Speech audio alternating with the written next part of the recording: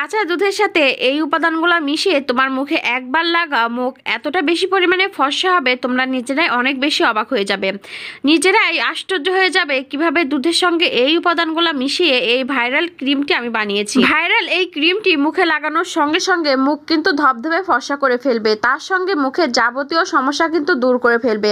এর জন্য কিন্তু বাজার থেকে আলাদা করে কিছুই কিনে আনতে হবে না, বাসায় পাওয়া যায় এমন কিছু উপাদান দিয়ে কিন্তু এই ভাইরাল রেমেডিটি আমি বানিয়েছি। এটি যে আমাদের ত্বকের জন্য কতটা উপকারী সেটি বাসায় একবার ব্যবহার করলে এর রেজাল্ট দেখে নিজেরাই অনেক বেশি চমকে যাবে। এই রেমেডিটি বানাতে কিন্তু আলাদা করে কোনো প্রকার টাকা খরচ করতে হবে না, ঘরোয়া উপায়ে কিন্তু এই রেমেডিটি তোমরা বানিয়ে ফেলতে পারবে। আর এই রেমেডিটি ব্যবহার করলে কিন্তু ফর্সা হওয়ার জন্য তোমাদের আলাদা করে কোনো ক্রিম কিনেও কিন্তু ব্যবহার করতে হবে না, শুধুমাত্র এই রেমেডি দিয়েই কিন্তু ত্বকের সকল সমস্যা দূর করে ত্বক অনেক বেশি পর্যন্ত কিন্তু ফর্সা করতে পারবে। এই রেমেডিটি যেহেতু প্রাকৃতিক উপায়ে বানানো হয়েছে, যার ফলে কিন্তু এটি লাগানোর ফলে ত্বকের কোনো পার্শ্ব প্রতিক্রিয়া হবে না, এমনকি ত্বকের কোনো ক্ষতি হবে না। এটি লাগালে শুধু মুখের উজ্জ্বলতা বৃদ্ধি করবে তা কিন্তু না, মুখের দাগ ছোপগুলো দূর করতে কিন্তু খুবই ভালো কাজ করবে। এটি যে ত্বকের জন্য কতটা কার্যকরী সেটি কিন্তু তোমরা একবার লাগানোর পরই এর পার্থক্যটা বুঝতে পারবে। এটি একবার লাগানোর পরই ত্বকে যে কতটা উন্নতি হয়েছে সেটা তোমরা নিজ চোখে না দেখলে কিন্তু একদমই বিশ্বাস করতে পারবে না। তো এখানে দেখতে পাচ্ছ আমি প্রথমে কিন্তু একটা বাটিতে কাঁচা দুধ নিয়ে নিয়েছি। এখানে কিন্তু অবশ্যই কাঁচা দুধটা ব্যবহার করতে হবে। এখানে কিন্তু আমি গরুর যে খাঁটি কাঁচা দুধটা আছে সেটি কিন্তু নিয়ে নিয়েছি। তোমাদের হাতে না গেলে যদি গরুর যে খাঁটি দুধটা সেটি যদি না থাকে তাহলে তোমরা যে কোনো লিকুইড দুধ কিন্তু দিয়ে দিতে পারো, এখানে কিন্তু পাউডার দুধটা একদমই দিয়ে দেবে না। আর যদি খাঁটি দুধটা থাকে সেটা দেওয়ার ক্ষেত্রে কিন্তু এই রেমেডিটার কার্যকারিতা আরও বহু গুণে বেড়ে যাবে। তো এখানে আমি কিন্তু যতটুকু পরিমাণে দুধ নিয়েছি ততটুকু পরিমাণে কিন্তু দুধ এখানে আমার লাগবে না। এই রেমেডিটি বানাতে যতটুকু দুধ লাগবে সেটি কিন্তু আমি অন্য একটা বাটিতে উঠিয়ে নেবো। তো এখানে কিন্তু আমি আরও একটা ছোট্ট কাচের বাটি নিয়ে নিয়েছি, আর এর মধ্যে আমি এখানে কয় চামচ দুধ দিয়ে দিচ্ছি সেটি তোমরা দেখতে থাকো। তো এখানে কিন্তু আমি 3 থেকে 4 চামচ পরিমাণে দুধ নিয়ে নিব। এতটুকু দুধই কিন্তু এই রেমেডি বানানোর জন্য যথেষ্ট। তো এখানে আমি যতটুকু পরিমাণে রেমেডি বানাবো একবার ব্যবহার করার জন্য কিন্তু এতটুকু পরিমাণে দুধ তোমরা নিয়ে নিলেই হয়ে যাবে। আমি ঠিক যেভাবে এই রেমেডিটি বানিয়ে দেখাবো তোমরা কিন্তু সেমভাবে বাসায় ট্রাই করবে, তাহলেই কিন্তু 100% রেজাল্ট পাবে। যদি এইভাবে ট্রাই না করো তাহলে কিন্তু 100% রেজাল্ট তোমরা কখনোই পাবে না। তো এখানে আমি যতটুকু পরিমাণে দুধ নিয়ে নিয়েছি, এরপরে এর মধ্যে আমি একটি জিনিস মেশাবো, আর সেটি হলো চাউলের গুঁড়া। এখানে কিন্তু আমি শুকনো যে চাউলের গুঁড়াটা আছে সেটি কিন্তু নিয়ে নিয়েছি। তোমাদের বাসায় যদি শুকনো চালের গুঁড়াটা না থাকে সেক্ষেত্রে তোমরা কিন্তু কিছুটা পরিমাণে চাউল ভিজিয়ে রেখে সেটি কিন্তু ব্লেন্ড করে বা পাটায় বেটে কিন্তু ব্যবহার করতে পারো। আর তোমাদের বাসায় যদি শুকনো চালের গুঁড়াটা থাকে তো সেক্ষেত্রে কিন্তু শুকনো চালের গুঁড়াটা এখানে দিয়ে দিতে পারো। তো এখানে দেখতেই পাচ্ছ আমি যে চাউলের গুঁড়াটা নিয়ে নিয়েছি সেটি কিন্তু আমি এবার এই দুধের মধ্যে দিব, আর দেওয়ার পরে কিন্তু খুব ভালো করে নেড়েচেড়ে মিশিয়ে নেব। চাউলের গুঁড়া কিন্তু আমাদের ত্বক পরিষ্কার করতে খুব ভালো কাজ করে। তাকে ছাড়াও যাদের অতিরিক্ত পরিমাণে ত্বকে তৈলাক্ত ভাব আছে বা যাদের স্কিনটা অনেক বেশি অয়েলি তাদের কিন্তু সেই অয়েলি ভাব দূর করতে অনেক ভালো কাজ করে। তার সঙ্গে সঙ্গে ত্বকের যে উজ্জ্বলতা সেটি বৃদ্ধি করতে কিন্তু চাউলের গুঁড়া খুব ভালো কাজ করে। তো এখানে কিন্তু আমি যতটুকু পরিমাণে চাউলের গুঁড়া নিয়ে নিয়েছিলাম এটি দেওয়ার পরে মনে হচ্ছে এই যে আমরা রেমেডিটা বানাবো সেটি কিন্তু অনেকটা বেশি পাতলা হয়ে গিয়েছে। এত পরিমাণে পাতলা হলে কিন্তু এটা আমাদের মুখের সঙ্গে লেগে থাকবে না। তো সেক্ষেত্রে যেটা করতে হবে সেটা হলো 1 চামচের মতো কিন্তু এখানে আমি যে চাউলের গুঁড়াটা সেটি কিন্তু দিয়ে দেবো। এখানে কিন্তু আমি আবার বলে দিচ্ছি আমি কিন্তু এখানে শুকনো চালের গুঁড়াটা ব্যবহার করেছি। তোমাদের বাসায় যে চাউলের গুঁড়াটা থাকে সেক্ষেত্রে কিন্তু সেই গুঁড়াটাই দিয়ে দিতে পারো, তবে চাউলের গুঁড়ার পরিমাণটা একটু বাড়িয়ে বা কমিয়ে সেটি কিন্তু নিলে সমস্যা নাই। তোমরা দেখবে রেমেডিটি বানানোর ক্ষেত্রে যত সময় না পর্যন্ত একটু টাইট ভাব হচ্ছে তত সময় পর্যন্ত যতটুকু গুঁড়া লাগে ততটুকু গুঁড়া কিন্তু এখানে দিয়ে দিলেই হয়ে যাবে। তো চাউলের গুঁড়া দিয়ে দেওয়ার পরে কিন্তু আমি খুব ভালো করে চামচের সাহায্যে নেড়ে মিশিয়ে নিচ্ছি যাতে করে চাউলের গুঁড়াগুলা দলা পাকিয়ে না থাকে। আর দলা পাকালে কিন্তু সেই দলার মধ্যে কিন্তু রেমেডিগুলো ভালোভাবে মিশবে না, যার ফলে কিন্তু এই রেমেডিটা ভালোভাবে কাজ করবে না। তো এখানে কিন্তু আমি যে চাউলের গুঁড়া নিয়েছিলাম সেগুলো কিন্তু আমার যে দলা ভাব ছিল সেগুলো কিন্তু আমি ভেঙে নিয়েছি। এরপরে এর মধ্যে এমন একটি জিনিস দিয়ে দেবো যেটি কিন্তু আমাদের ত্বকের জন্য খুবই উপকারী। আর সামনে যেহেতু শীতের সময়, তো এই সময় কিন্তু ত্বকের একটু বাড়তি যত্নের প্রয়োজন। এই সময়টা কিন্তু আমাদের ত্বকটা অতিরিক্ত রুস্কো খুস্কো হয়ে যায়। তো সেক্ষেত্রে যদি এখানে আমরা গ্লিসারিনটা ব্যবহার করি তো সেক্ষেত্রে ত্বকের যে রুক্ষ ভাবটা সেটি কিন্তু দূর করবে এবং ত্বকটা অতিরিক্ত কিন্তু টান করবে।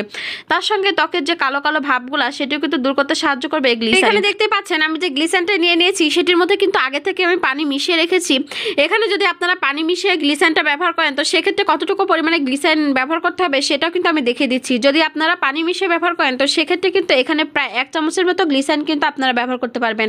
আর যদি আপনার গ্লিসারিনে পানিটা না মেশানো থাকে সেক্ষেত্রে কিন্তু আপনার 7 থেকে 8 ফোঁটা পরিমাণে গ্লিসারিন কিন্তু এই রেমেডিটির মধ্যে দিয়ে দিবেন। তো এখানে গ্লিসারিনের যে পরিমাণটা সেটি কিন্তু আপনারা দেখেই বুঝতে পারছেন। তো এতটুকু পরিমাণে গ্লিসারিন দেওয়ার পরে কিন্তু আমি চামচের সাহায্যে আবার ভালো করে বাকি যে উপাদানগুলো দিয়েছিলাম তার সঙ্গে কিন্তু ভালো করে মিশিয়ে নেব। এখানে আমি আগেই দেখিয়েছিলাম আমি কিন্তু যে চাউলের গুঁড়াটা লিখেছিলাম সেটা রাখার পরে কিন্তু এটি কিন্তু অনেক অনেকটা শক্ত শক্ত রেখেছিলাম, কারণ যেহেতু এখানে গ্লিসারিন দিব, তো সেক্ষেত্রে কিন্তু চাউলের গুঁড়াটা দেখতেই পাচ্ছেন অনেকটা কিন্তু নরম হয়ে গিয়েছে। তো এর পর্যায়ে কিন্তু আমি ভালো করে নেড়েচেড়ে মিশিয়ে নিয়ে এর মধ্যে কিন্তু আরেকটি উপাদান দিয়ে দেবো। সেই উপাদানটা কিন্তু আমাদের ঘরে সবসময় থাকে, আর সেটি কিন্তু আমাদের ত্বকের জন্য খুবই উপকারী। সেই উপাদানটা কি সেটাও কিন্তু আমি আপনাদেরকে বলে দেবো। সবকিছু ডিটেলসে জানতে হলে কিন্তু অবশ্যই পুরো ভিডিওটি দেখতে হবে, না হলে কিন্তু যদি ভিডিওটি কেটে কেটে দেখেন সেক্ষেত্রে কিন্তু সম্পূর্ণ কিছু আপনারা বুঝতে পারবেন না, যার ফলে যখন আপনার বাসায় এই রেমেডিটি বানিয়ে ব্যবহার করবেন সেই রেমেডিটি কিন্তু পুরোপুরিভাবে কাজ করবে না। অবশ্যই সম্পূর্ণ ভিডিও দেখবেন, তাহলে কিন্তু বাসায় বানালে এটির রেজাল্টটা আপনারা নিজ চোখে দেখে অবাক হয়ে যাবেন। তো এখানে আমার যে রেমেডিটা আমি বানিয়ে রেখেছি এটার মধ্যে কিন্তু আমি বলেছি আর একটা উপাদান দিয়ে দিব, আর সেই উপাদানটা কি সেটি আমি আপনাদেরকে বলে দিচ্ছি। আসলে আমরা সব মেয়েরাই কিন্তু চাই ত্বকের একটু আলাদা যত্ন নিতে, তার জন্য কিন্তু নানান ধরনের ক্রিম কিনে আমাদের ত্বকের যে উপকার করার বদলে আমরা কিন্তু অনেক বেশি ক্ষতি করে ফেলি। তো এই ক্ষেত্রে যদি আপনারা এই ঘরোয়া রেমেডিগুলো বানিয়ে বাসায় ট্রাই করেন সেক্ষেত্রে কিন্তু আপনার ত্বকের কোনো ক্ষতি করবে না, বরঞ্চ আপনি যেই কাজটাই করতে চাচ্ছেন সেটি কিন্তু খুব সহজে করে ফেলতে পারবেন। আর ঘরোয়া রেমেডি বানালে কিন্তু আপনাদের আলাদা করে কোনো প্রকার টাকা পয়সা খরচ করতে হবে না। তো এর মধ্যে আমি যে জিনিসটা দিয়ে দিব সেটি হলো মধু। এখানে দেখতে পাচ্ছেন আমি কিন্তু একটা কৌটাতে মধু নিয়ে নিয়েছি, আর এক কৌটা মধু কিনে কিন্তু আপনারা অনেক দিন ব্যবহার করতে পারবেন। ত্বকের জন্য কিন্তু মধু খুব উপকারী। মধু কিন্তু এখানে বেশি পরিমাণে লাগবে না, এখানে কিন্তু আমি কয়েক ফোঁটা পরিমাণে মধু দিয়ে দিয়েছি। আর মধুটা দেওয়ার পরে কিন্তু আমি যে আগের থেকে মিশ্রণটা তৈরি করে রেখেছিলাম তার মধ্যে কিন্তু আমি খুব ভালো করে মিশিয়ে নিচ্ছি। মধু যে শুধু আমাদের ত্বকের জন্য উপকারী তা কিন্তু না, মধু কিন্তু আমাদের শরীরের জন্য খুবই উপকারী। যারা অনেক বেশি পরিমাণে ঠান্ডার সমস্যা ভোগেন তারা কিন্তু কিছুটা পরিমাণে কালোজিরার সঙ্গে যদি মধু মিশিয়ে খান সেক্ষেত্রে কিন্তু আপনার ঠান্ডার সমস্যাটা দূর হবে, তার সঙ্গে শরীরের ব্যথাটাও কিন্তু দূর হয়ে যাবে। যাদের ঠোঁট অতিরিক্ত পরিমাণে কালো তারা যদি নিয়মিত মধু ঠোঁটে ব্যবহার করেন তাহলে কিন্তু ঠোঁটের যে কালো দাগগুলো আছে সেটিও কিন্তু দূর করতে সাহায্য করবে এই মধু। অর্থাৎ মধু কিন্তু আমাদের ত্বকের জন্য খুব উপকারী, তেমনি কিন্তু আমাদের শরীরের জন্য উপকারী। তো এখানে কিন্তু আমার মধু মেশানো কিন্তু হয়ে গিয়েছে। এরপরে এর মধ্যে যে জিনিসটি দিয়ে দিব সেটি হলো চিনি। এখানে দেখতে পাচ্ছেন আমি মোটা দানার যে চিনিটা আছে সেটি কিন্তু দিয়ে দিয়েছি, আর আপনাদের বাসায় যদি চিনির গুঁড়া থাকে সেক্ষেত্রে কিন্তু আপনারা চিনির গুঁড়াটা দিয়ে দিতে পারেন, অথবা কিন্তু এই মোটা দানার চিনিটা একটু গুঁড়ো করে নিতে পারেন। সেক্ষেত্রে কিন্তু এই রেমেডির মধ্যে মেশাতে খুব সহজ হবে। যেহেতু এখানে আমি মোটা দানা সহ নিয়ে নিয়েছি তো সেক্ষেত্রে কিন্তু আমার মেশাতে একটু সময় লাগছে, অর্থাৎ একটু বেশি সময় নেড়েচেড়ে কিন্তু মিশিয়ে নিতে হচ্ছে। আর আপনারা যদি একটু চিনিটা গুঁড়ো করে ব্যবহার করেন অথবা চিনির গুঁড়াটা ব্যবহার করেন সেক্ষেত্রে কিন্তু এই রেমেডির মধ্যে মিশে যেতে খুব সাহায্য করবে, খুব সহজে কিন্তু চিনিটা মিশে যাবে। তো চিনি দেওয়ার পরে কিন্তু আমি খুব ভালো করে নেড়েচেড়ে মিশিয়ে নিচ্ছি। চিনি কিন্তু আমাদের ত্বকের জন্য খুব উপকারী। চিনি ভিতর থেকে ময়লা দূর করে, তার সঙ্গে চিনি কিন্তু অনেক ভালো ব্লিচের কাজ করে। চিনি দেওয়ার ফলে ত্বকটা কিন্তু অনেক ভালো সফট হবে, এমনকি ত্বকের যে উপরিভাগের ময়লাগুলো আছে সেটিও কিন্তু দূর হয়ে যাবে। তো এখানে কিন্তু দেখতে পাচ্ছেন আমি যে রেমেডিটি বানাতে চেয়েছিলাম সেই রেমেডি কিন্তু প্রায় রেডি হয়ে গিয়েছে। এই পর্যায়ে এর মধ্যে আরও একটু উপাদান দিয়ে দিতে হবে, আর সেটি হলো নারকেল তেল। নারকেল তেল আমাদের ত্বকের জন্য যে কতটা উপকারী সেটি কিন্তু অনেকেই জানেন না। নারকেল তেল যদি নিয়মিত ত্বকে মাখা যায় তাহলে কিন্তু ত্বকের উজ্জ্বলতা বৃদ্ধি করে, তার সঙ্গে সঙ্গে কিন্তু ত্বকের যে বুড়িয়ে যাওয়া ভাবটা বা কুঁচকে যাওয়া ভাবটা সেটি কিন্তু দূর করে, তার সঙ্গে ত্বকের যে রুক্ষ ভাব সেটি দূর করতেও কিন্তু নারকেল তেল খুব ভালো কাজ করে।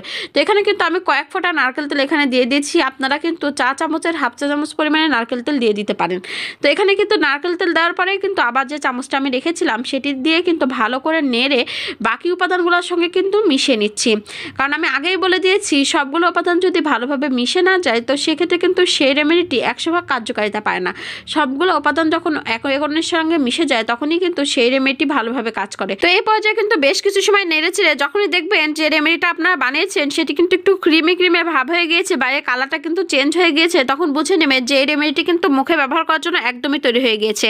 তো এই রেমেডিটি কিন্তু এখন এই পর্যায়ে একদম তৈরি হয়ে গিয়েছে। এবারের ব্যবহার বিধি কিন্তু আমি আপনাদেরকে বলে দেবো। তো এটি ব্যবহার করার আগে প্রথমে যেটা করতে হবে আপনার মুখটা কিন্তু খুব ভালো করে পরিষ্কার করে নিতে হবে। মুখটা পরিষ্কার করে নিয়ে সেই মুখটা শুকিয়ে নিয়ে তারপরে এই রেমেডিটি কিন্তু আপনার মুখে অ্যাপ্লাই করতে হবে। আর এই রেমেডিটি কিন্তু অবশ্যই রাতে ব্যবহার করবেন। আমি ঠিক যেভাবে দেখিয়ে দিচ্ছি ঠিক সেমভাবে কিন্তু ব্যবহার করতে হবে। তো এখানে দেখতে পাচ্ছেন এই রেমেডিটি কিন্তু আমি যে বানিয়েছিলাম সেটি ঠিক কতটা পরিমাণে সফট হয়েছে।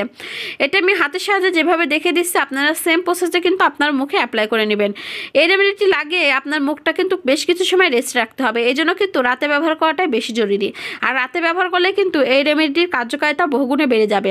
আর যদি দিনে আপনারা কখনো এটা লাগান তাহলে কিন্তু অবশ্যই এটি লাগানোর পরে সূর্যের আলোতে বা চুলার পাশে একদমই যাবেন না।